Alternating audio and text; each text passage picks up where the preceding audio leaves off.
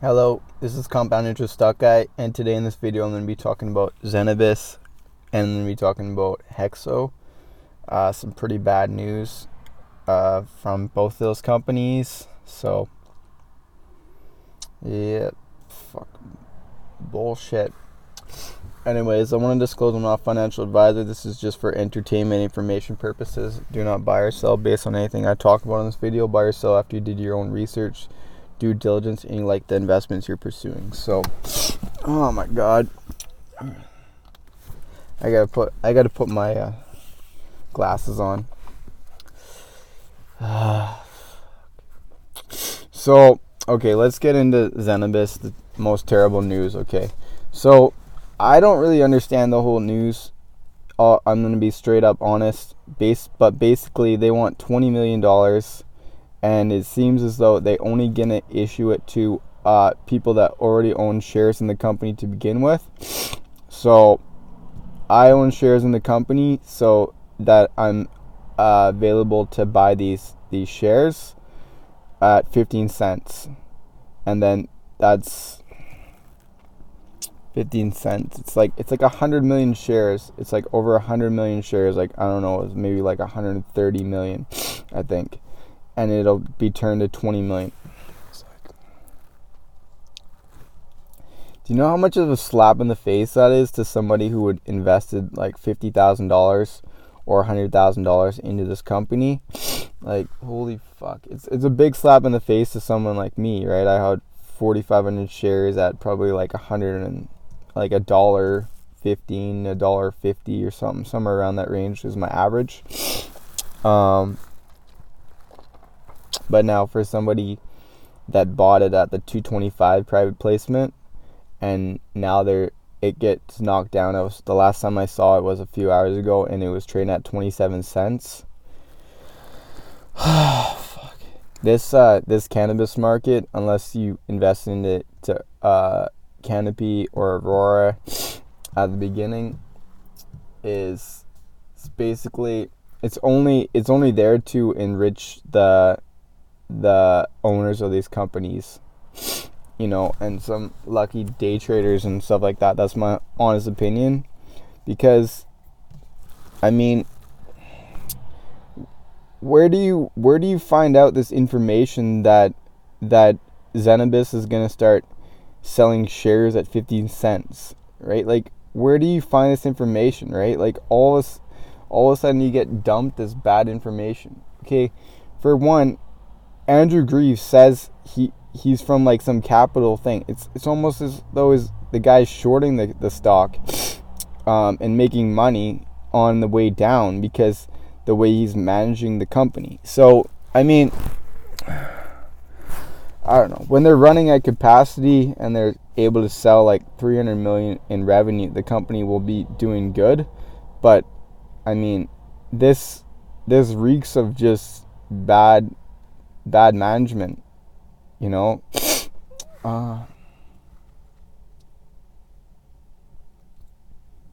I can't even put it into words. I mean, basically, the guy says he's not making a cent, or he's making $1 for his salary, and basically, he's based on positive EBITDA and reaching like 475 or something like that before his like 2023, and that's when his options are going to be available. Maybe it's 2021, 2022. I don't know exactly, but I know it's not for a while before he can get paid his remuneration for his for him doing services.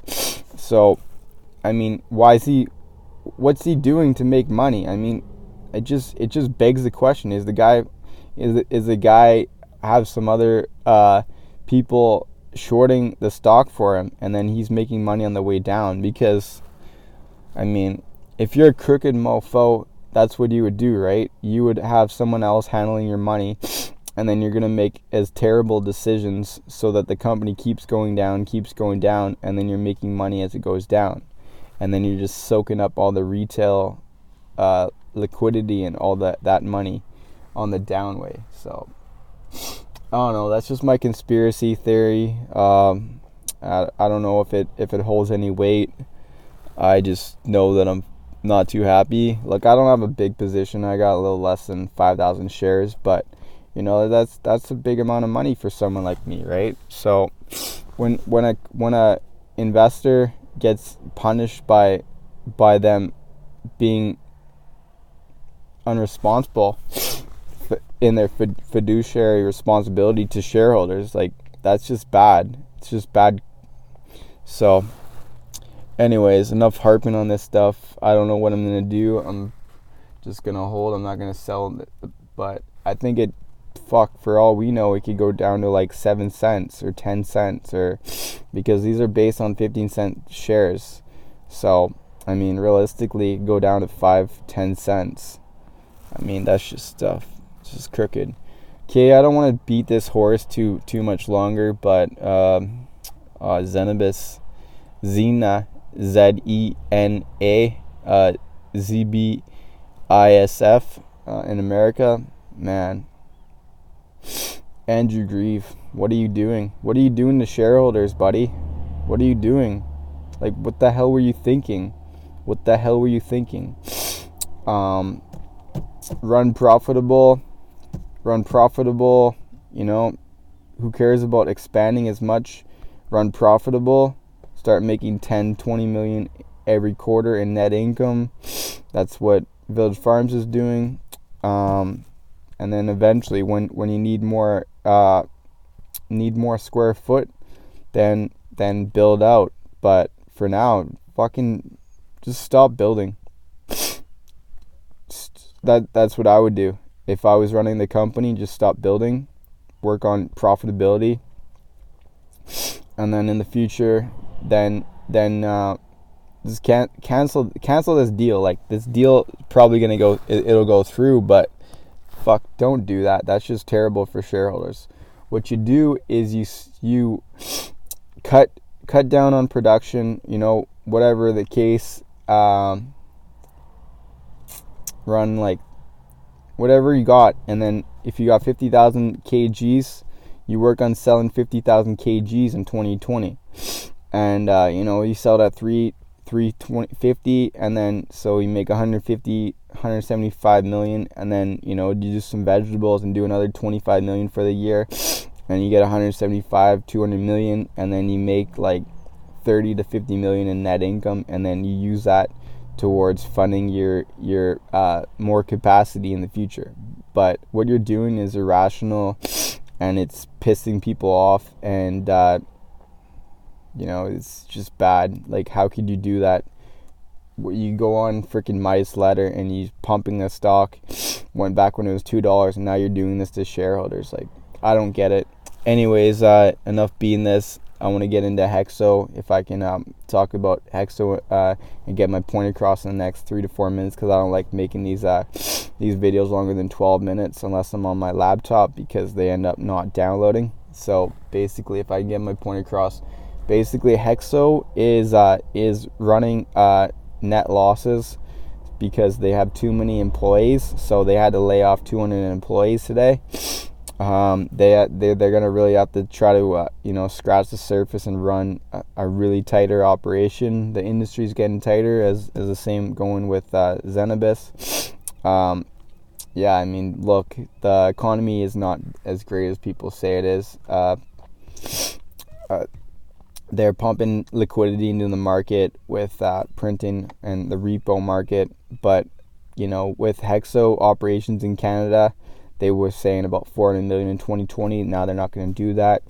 Who knows what their newest guidance would be, if it's like 150 million, 200 million, who knows. I'd probably be edge on the pessimistic side and say HEXO is probably set to do like 100 to 125 million in 2020, with maybe like positive EBITDA in like the 3 to 5 million range potentially, but they're going to have to cut the fat on their spending and their marketing and all those expenses. They have to cut it down unless they get a big deal with a big S&P 500 player that gives them like $1 billion or $3 billion, so they're flush with cash.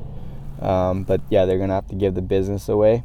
Who knows? Maybe these are pre-works as far as doing these layoffs and stuff and working out these before a big deal comes across. Because I do think HEXO has a good chance of landing a big deal.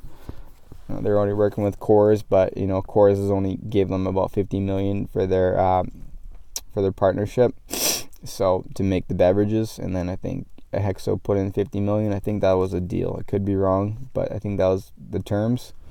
I think that's what Tilray has too, but I'd love to see Tilray get a big ownership by like a pharmaceutical company like Sanofi or Novartis. That would really pump up the sector. Yeah, look, cash is king right now. Cash is king. Cash is king. Did I say cash is king? Cash is king. Cash is king. Cash is king. Because you gotta save your money in these tight times in the cannabis market. But I mean, realistically, you just can't fund if you're not making like $1 billion or $2 billion in revenues per year. I mean, it's pretty hard to fund like 1,000 employees. I mean, that's a lot of money, right? That's a lot of money in the coffers, having 1,000 employees. I mean, I don't know the exact math, but like hell, at $30,000, right? Like, if that's an average salary and then benefits, that's like $30 million a year. But I mean, your average salary, then when you got people that they're paying them like $150,000, like I'm sure there's an average salary of like $50,000 to $80,000. So that's $80 million in running the operations, and then you got electricity, and then you got all these other things that are costs. So yeah, absolutely, you can't unless you're making $1 billion. I mean, like you got your expenses, you have to cut them down. Anyways, I don't want to go too long in this. I gotta cut it down so I can download this video. Thanks for watching. Keep compounding your info and listen to my lingo. Peace, and I'm out.